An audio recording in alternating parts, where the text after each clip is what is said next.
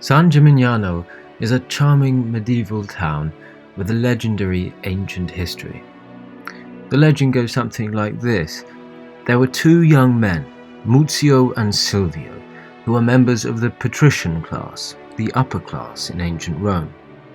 They became implicated in the Catalan conspiracy, a famous conspiracy that took place in the 1st century BC when a Roman senator, Catiline, drew a group of aristocrats together and plotted to overthrow the two elected rulers of the Roman Republic.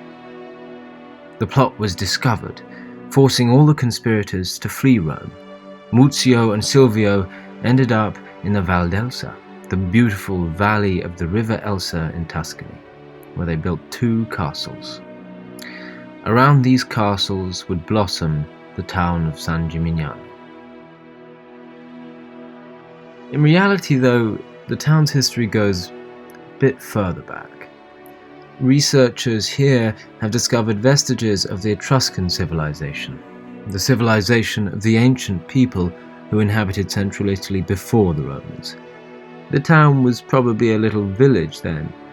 It wasn't until the medieval period that San Gimignano would really hit its stride. As realtors like to say, it's all about location, location, location. San Gimignano is located right along the Via Francigena, an ancient road from England to Rome that became very popular with pilgrims and traders around the year 1000 AD, when the Archbishop of Canterbury recorded his whole journey along it. As they were passing, travellers might have looked at the town in amazement because of the sea of purple that would have surrounded it, fields of crocus flowers shimmering in the sunlight.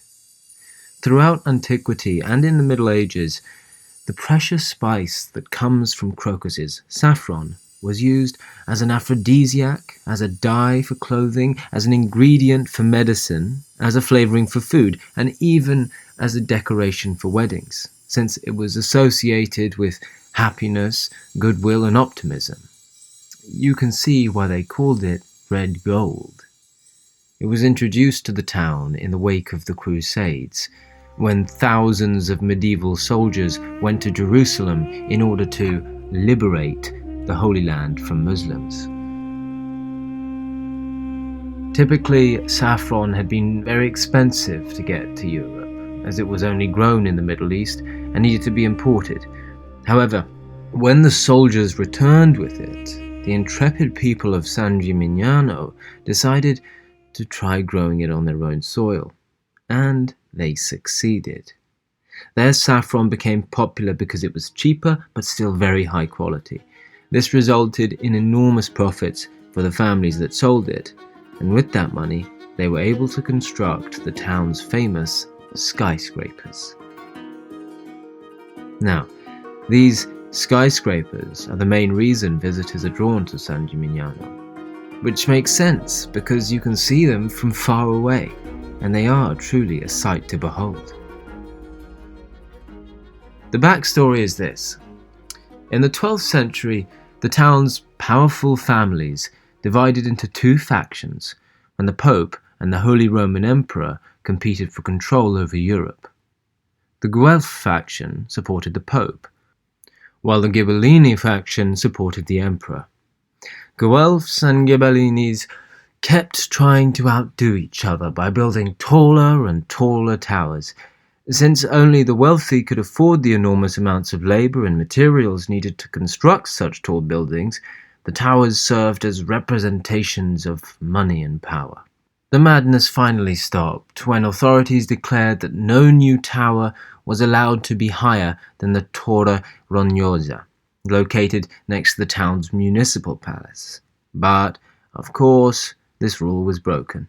The tallest tower is actually the Torre Grossa, or Fat Tower. Amazingly, 72 towers were built in total, though only 14 remain to this day. The towers usually consisted of workshops on the ground floor, bedrooms on the first floor, and kitchens higher up in case of fire. The rooms were small but cozy, and even though it's tiring to climb up so many stairs, I definitely find the stunning view of the Tuscan landscape from the top of these towers well worth it.